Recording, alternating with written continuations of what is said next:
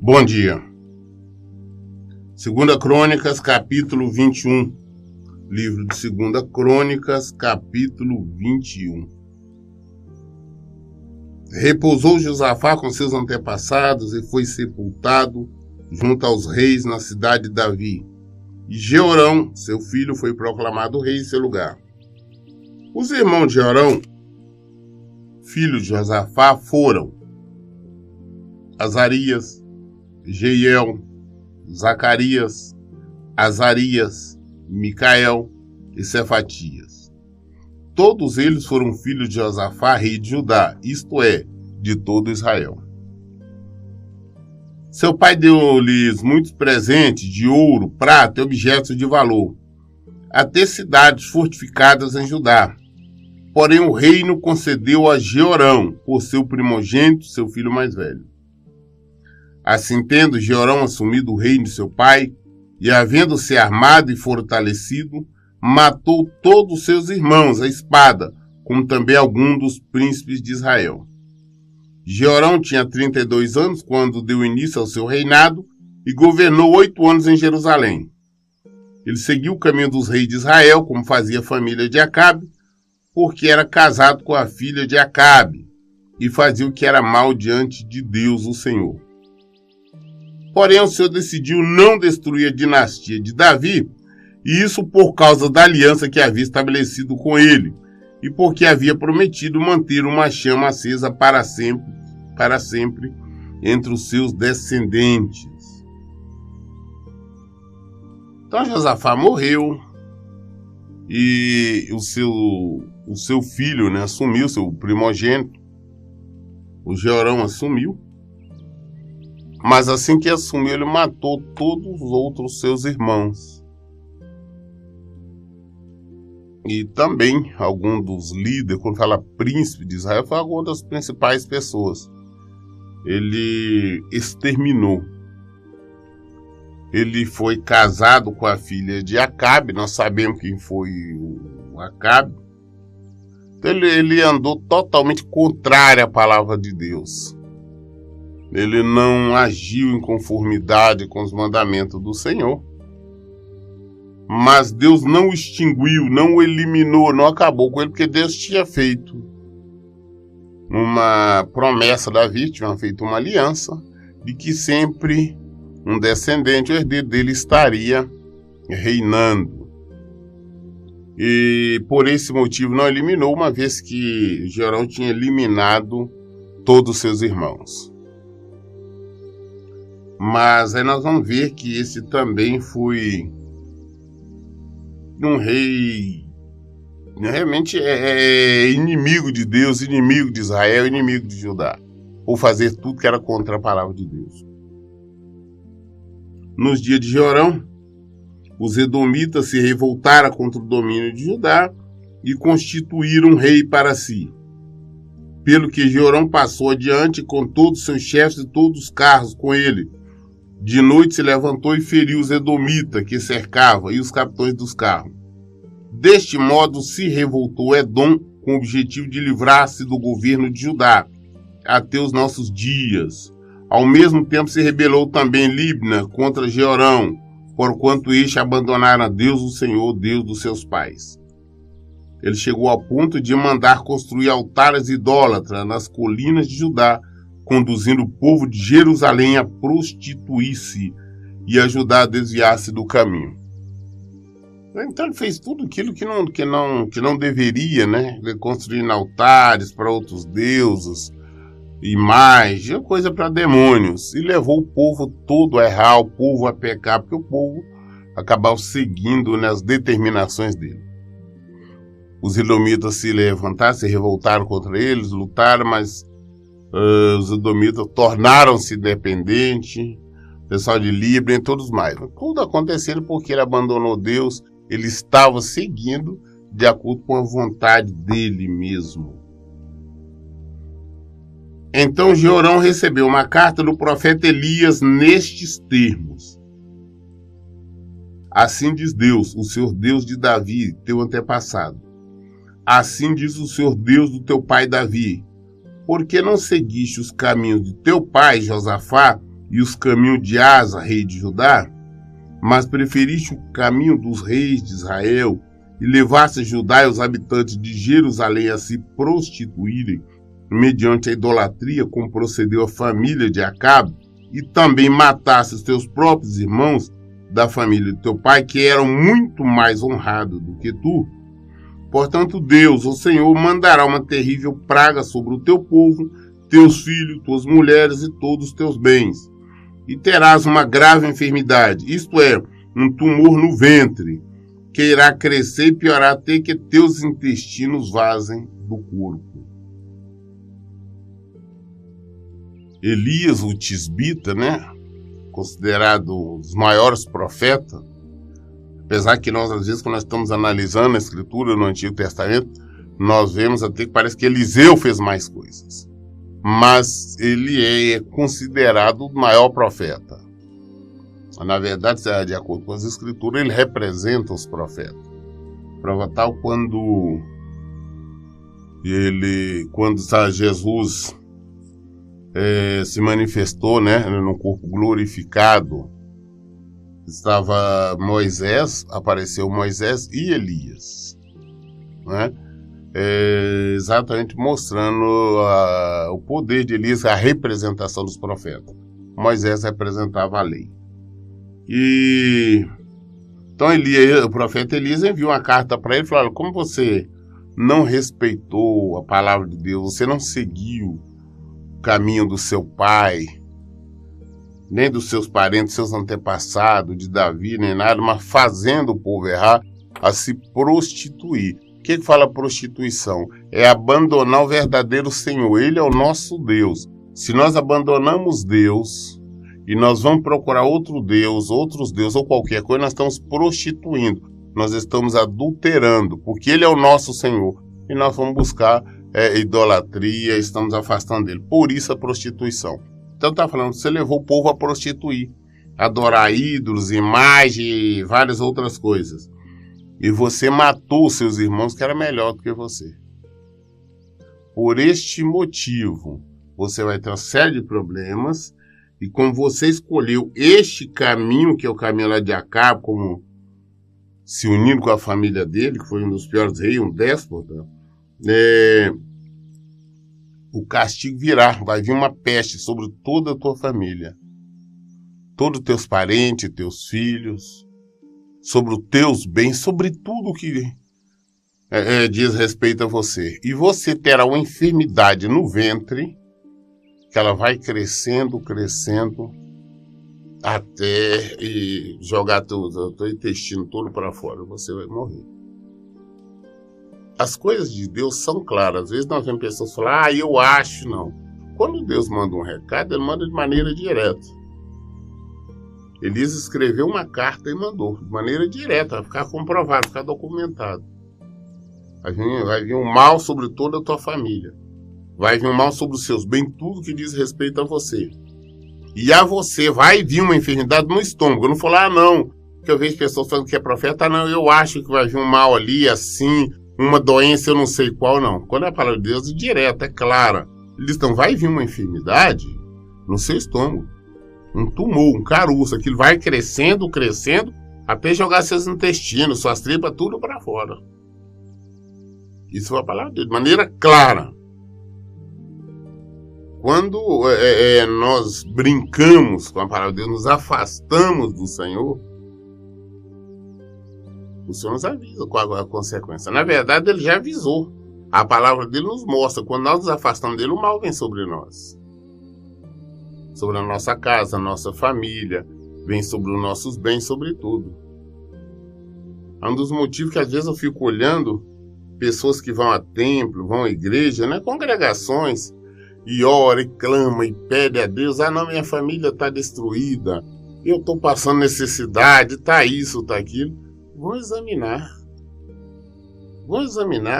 porque às vezes só para a gente orar todo mundo ora, eu sempre digo isso, rezar todo mundo reza, fazer prece todo mundo faz, ou a Deus ou qualquer outros deuses, a demônios, ou a santa, ou qualquer coisa.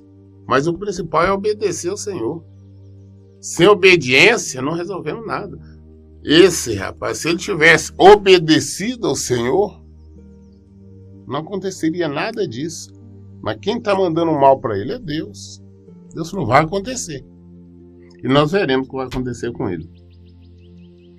Então o Senhor despertou a ira dos filisteus e dos árabes que habitam próximo aos etíopes contra Jeorão. Estes atacaram Judá e saquearam, levaram todos os bens que se encontravam no palácio real, e também seus filhos e mulheres, de modo que nenhum filho restou senão Acasias, o mais novo. Deus fez com que os filisteus, os árabes, os etíopes, na região, todo mundo se levantasse com as contra Judá. E atacaram, destruíram, saquearam, levaram tudo. Levaram todas as coisas, os bens, o patrimônio, tudo aquilo de valor lá do Palácio Real. Deus falou que ele ia perder e perdeu. Levou tudo. Levou os filhos dele, levou a família dele toda. Só deixou um dos filhos, Acasias, o mais novo. Por quê? Porque a palavra de Deus ele diz que sempre ia ter um descendente de Davi no trono. Por esse motivo, Deus fez com que um dos filhos dele ficasse. Deixou o mais novo. Mas o restante foi tudo embora, foi para o cativeiro. O patrimônio dele foi embora. Depois de todos estes acontecimentos, o Senhor feriu nas suas entranhas com enfermidade incurável. O Senhor feriu. Foi Deus. Eu não entrei dele. O aumento, e aumentando esta dia após dia, ao final de 2 anos, saíram-lhe os intestinos devido à gravidade da doença. E Jeorão morreu em meio a terríveis dores e muita agonia. Seu povo não acendeu nenhuma fogueira em sua homenagem, como era a tradição e havia feito para os seus antepassados. Jeorão era da idade de 32 anos quando começou a reinar e reinou 8 anos em Jerusalém e partiu para sempre, sem deixar de si qualquer lamentação ou saudade. E foi sepultado na cidade de Davi, mas não nos túmulos dos reis. O que Elias falou, que Deus falou através de Elias, naquela carta aconteceu. Em vida ele viu a sua família toda ser levada embora, o seu patrimônio ser levado embora, sua riqueza, ficando somente um filho. Depois Deus o feriu. Não foi o diabo, não, foi Deus. Feriu as estranhas nele. A ferida foi acontecendo, foi piorando cada dia que passava, dores e mais dores, até o ponto que aconteceu exatamente aquilo que Elias tinha dito, que as tripas, né, não ia sair para fora, o intestino saiu para fora. Ele morreu em meio a muitas dores. E nem homenagem fúnebre fizeram para ele, fizeram fogueira, nada disso. Quando Deus nos avisa alguma coisa, é para nós mudarmos. Se Deus nos avisa, olha, vai acontecer, isso muda, gente. Nós estamos lendo a Bíblia, nós percebemos aqui que Deus está falando alguma coisa, um erro que nós estamos fazendo, vamos mudar. Vamos diante do Senhor, vamos orar, vamos pedir perdão. Aí não acontece. Quando a Bíblia fala assim, Deus se arrependeu, não é que Deus arrependeu, que ele é o Senhor, não se arrepende. Ele deixou de fazer. Inúmeras situações. Nós estamos vendo que Deus já tinha instituído o castigo para Israel, para algumas pessoas. Depois a Bíblia fala que Deus arrependeu. Não, Deus deixou de fazer. Por quê?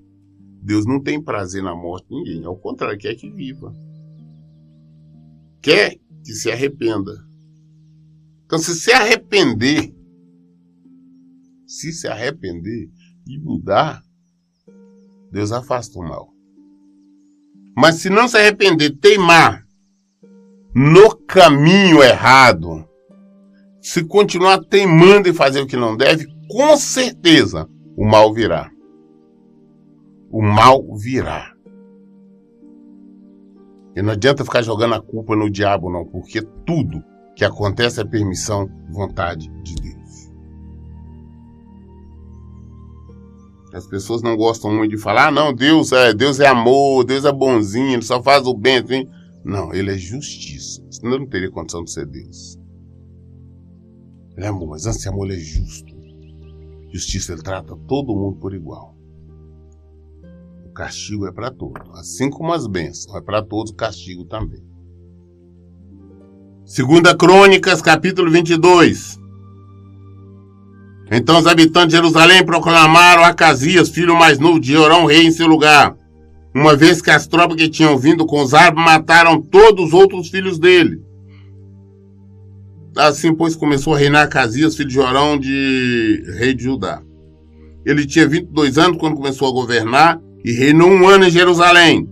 Sua mãe se chamava Atália, neta de Onre.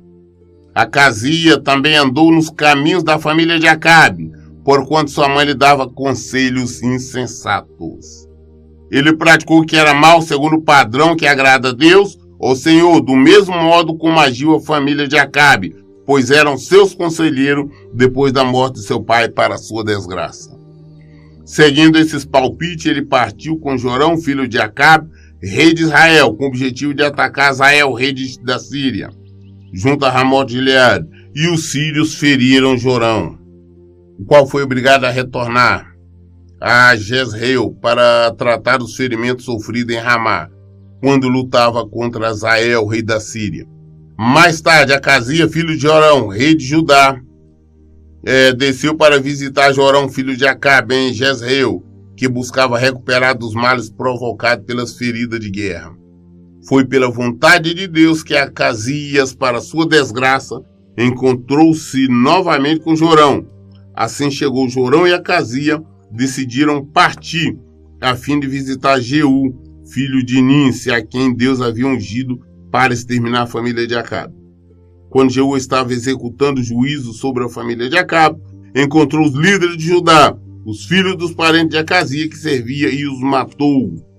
Partiu em busca de Acasias e seus soldados, o capturaram em Samaria, onde estava escondido. Levado a Jeú, Acasias foi executado, mas não lhe negaram sepultura, pois argumentaram: eis que este homem é neto de Josafá, que buscou a Deus o Senhor de todo o coração. Assim, na família de Acasias não havia mais ninguém que podia ser proclamado rei. Acasias seguiu os mesmos caminhos do erro da família de Acabe, que governava Israel, se uniu a eles aconselhavam, fez tudo de errado, tudo que não prestava. E Deus já tinha levantado, nós lemos a história antes, lá em Reis, já tinha levantado Jeú, e Jeú veio e executou ele, executou o rei de Israel também. E a família dele então se extinguiu por inteiro. Quando Atália, mãe de Acasias, foi informada que seu filho estava morto, mandou exterminar toda a família real de Judá. Entretanto, Jeozabete, filha do rei Jorão, tomou um dos filhos do rei Acasias, que ia ser assassinado, e o refugiou num quarto junto com sua ama. Assim, Jeozeba, filha do rei Jorão, esposa do sacerdote Joiada, irmã de Acasias, protegeu Joás de Atália, de forma que ela não conseguiu matá-lo. Assim, Joás passou 6 anos escondido com ela na casa de Deus, enquanto Atália governava a nação.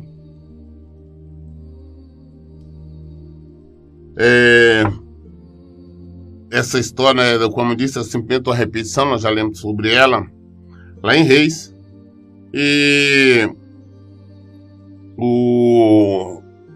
o filho dele, né, Joás, que era criança, foi escondido, protegido pela esposa de um sacerdote, Joiada. O resto, a Atália mandou matar todo mundo, executou. E ela ficou governando, liderando Judá.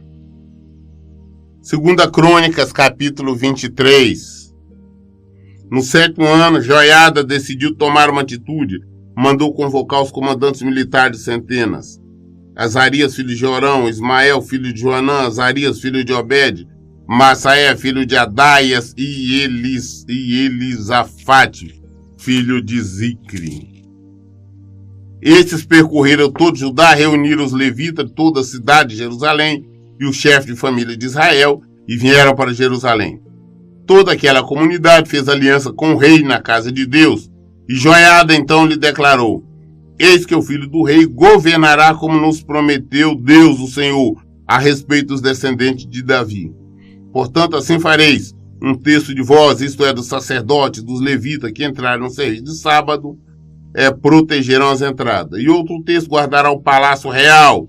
E outro terço vigiará a porta do fundamento. Todo o povo ficará nos pátios do templo do Eterno, a casa do Senhor. Ninguém deverá entrar no templo de Deus, senão sacerdotes e os levitas que ministram. Esses terão acesso, porquanto são santos. Foram consagrados para esse serviço. Mas todo o povo deverá proceder conforme a ordem do Senhor. Os levitas deverão formar um cinturão protetor ao redor do rei, todos de prontidão, com sua arma em punho. Acompanhar o rei a toda parte, quando entrar e quando sair. Matai sumariamente qualquer pessoa que adentrar o templo. Assim os levitas e todo o povo de Judá obedeceram as ordens e fizeram tudo quanto o sacerdote Joiada havia orientado. Cada um pegou seus homens, tantos que haviam de entrar no serviço no sábado, como os que deveriam sair, pois o sacerdote Joiada não dispensou os homens do seu turno. E em seguida o sacerdote entregou o chefe de centena, as lanças, os escudos grandes e pequenos que pertenceram ao rei Davi e estavam no templo de Deus. Dispôs todo o povo, tendo cada qual a sua arma na mão, desde o ângulo sul ao ângulo norte do templo, rodeando o altar e o próprio templo para fazer a volta em torno do rei. Então trouxeram o filho do rei e cingiram-no com diadema, isto é, depositaram sobre a sua cabeça a coroa real, entregaram-lhe uma cópia da aliança e proclamaram ao rei, ungindo e o bradando viva o rei. Então o sacerdote Joiada manda reunir, chamar, avisar todos os levitas, né, a família de Levi, os sacerdotes, todo o Judá. Eles viajam por toda a cidade e fazem esta convocação. Esse menino na época estava com 6 para 7 anos, falaram: nós vamos erguer o rei, como foi a palavra de Deus, que seria um descendente de Davi, que estaria reinando. Então, essa criança, né, o Joás estava com ele, ele fez 6 para 7 anos, nós vamos fazer assumir o trono. Então, já sabendo isso tudo, sem a Antália, né, que estava como rainha, saber de nada. Então ele dividiu o povo, todos aqueles que prestavam serviço no sábado, que já estava saindo, não deixou ninguém sair, e dividiu o grupo, com a parte na entrada, a parte na parte sul, e que desse toda a proteção e cobertura ao rei. E assim foi feito. E ungiram Joás como rei, derramaram azeite na cabeça dele, colocaram a coroa e gritaram: viva o rei. Então ele foi ungido rei de Judá. Quando Atalha ouviu o barulho do povo correndo em alvoroço, aclamando o rei, dirigiu-se imediatamente à casa de Deus, onde se reuniu o povo. Assim que chegou, pôde avistar o rei a entrada em pé junto à coluna. Os oficiais, os músicos especialistas em solás, trombeta, estavam ao lado do rei, e todo o povo muito se alegrava ao som das trombetas. Então todos os músicos, com seus instrumentos musicais, dirigiram cânticos e hinos de adoração. Neste momento, Atalha rasgou suas vestes e gritou: traição! Isto tudo é uma cilada. No mesmo instante, o sacerdote Joiada trouxe para fora os capitães do exército e ordenou-lhe: levai-a para fora deste recinto, fazendo-a passar pelo meio das fileiras do guarda, e quem a seguir seja morto à espada. Pois o sacerdote havia avisado: não a mateis na casa de Deus, o Senhor. Então eles aprenderam e levaram até a entrada da porta dos cavalos, que dá acesso ao palácio real, e ali executaram sumariamente. Atalha, quando ouviu o grito, viva o rei, a festa, ela saiu correndo e chegando lá, quando veio longe, viu ali o rei, já sendo ungido o rei ali em pé, e os músicos todos tocando, todo mundo louvando, cantando hinos, de adoração ao Senhor. Ela grita, não, traição, isso é cilada. Então o sacerdote Joiada falou, escuta, pega ela, conduz ela para fora, mas não mate ela no templo do Senhor. Dentro do templo não, leva ela para fora. E se alguém seguir ela, pode matar. E levaram ela para fora, lá da região lá, e ali ela foi morta, ela foi executada. Então a partir daquele momento, o Joás passa a reinar. Joiada estabeleceu uma aliança entre si mesmo, o povo e o rei, para serem eles o povo de Deus, o Senhor. Então todo o povo partiu em direção à casa de Baal e a derrubaram, despedaçaram seus altares, as suas imagens, e executaram Matã, sacerdote de Baal, diante dos próprios ídolos e altares. Então ali, depois disso, então, fizeram uma aliança com o povo e com o rei ali para ajudar seu povo de Deus, seu povo que iriam adorar, viver a palavra de Deus. Depois disso já saíram ali em direção a um templo que tinha feito, um templo de adoração a Baal, imagem, idolatria, demônios. Chegando lá já destruíram já esse templo, acabaram, mataram todos os profetas e mataram o sacerdote de Baal também.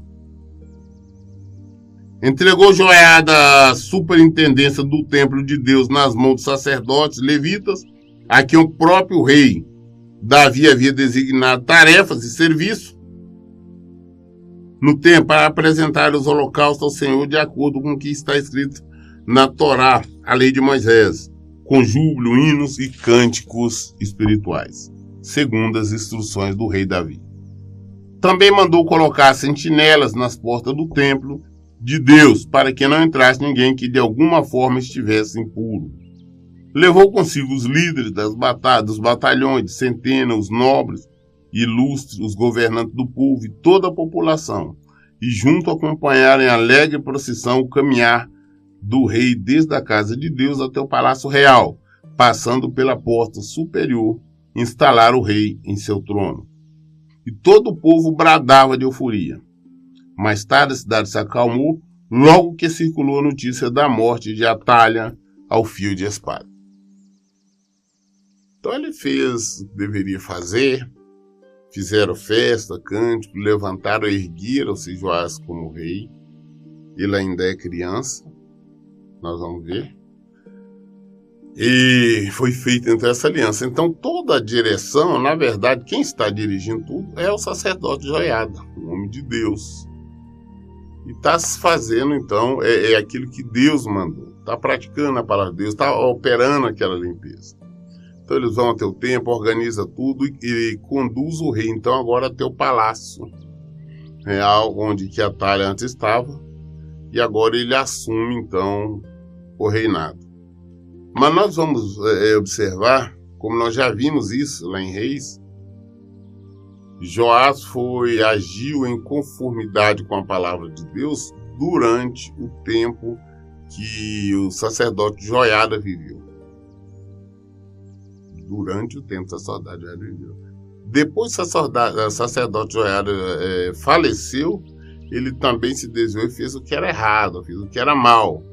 Inclusive, nós vamos ver que ele chegou ao ponto de mandar matar um filho do próprio sacerdote Joiada, Zacarias, filho do próprio sacerdote Joiada, quando esse era um profeta, falou, exortando ele até da palavra de Deus.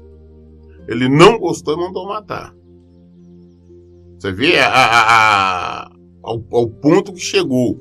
Este que, inclusive, foi salvo, só estava vivo graças a Joiada, graças à mulher de Joiada, que na época o escondeu, tirou e escondeu, manteve escondido durante 6 anos, senão a Atalha teria mandado matar. Mas agora ele também vai mandar executar Zacarias, o filho do sacerdote Joiada. Começou bem. Ele foi um bom rei no tempo em que o sacerdote vivia. No tempo que Joiada estava ali ensinando a palavra de Deus. Ele não gostou quando Zacarias, o filho do Joiada, vai adverti-lo. Então, por isso, nós temos que estar sempre em alerta para não nos desviarmos, porque às vezes nós começamos bem no caminho do Senhor, mas depois nós cedemos à vontade do mundo, às nossas emoções, os nossos desejos, e às vezes nós não aceitamos quando nós somos exortados. Quando Deus nos envia alguém para falar, para nos repreender, às vezes nos revoltamos. Às vezes até mesmo quando nós estamos lendo a Bíblia, encontramos uma palavra que ela serve para nos exortar, porque estamos em erro. De vez nos arrependermos e voltarmos ao Senhor, acabamos fazendo bobagem. Mas nós vamos ver isso amanhã. Hoje nós lemos 2 Crônicas, concluímos a leitura do capítulo 23. Querendo Deus, sendo vontade dele, amanhã nós estaremos iniciando o capítulo 24. Respostas dúvidas estão na Bíblia. Por isso, em todo tempo eu digo, leiam e pratiquem a Bíblia. Que Deus abençoe. Até um bom dia.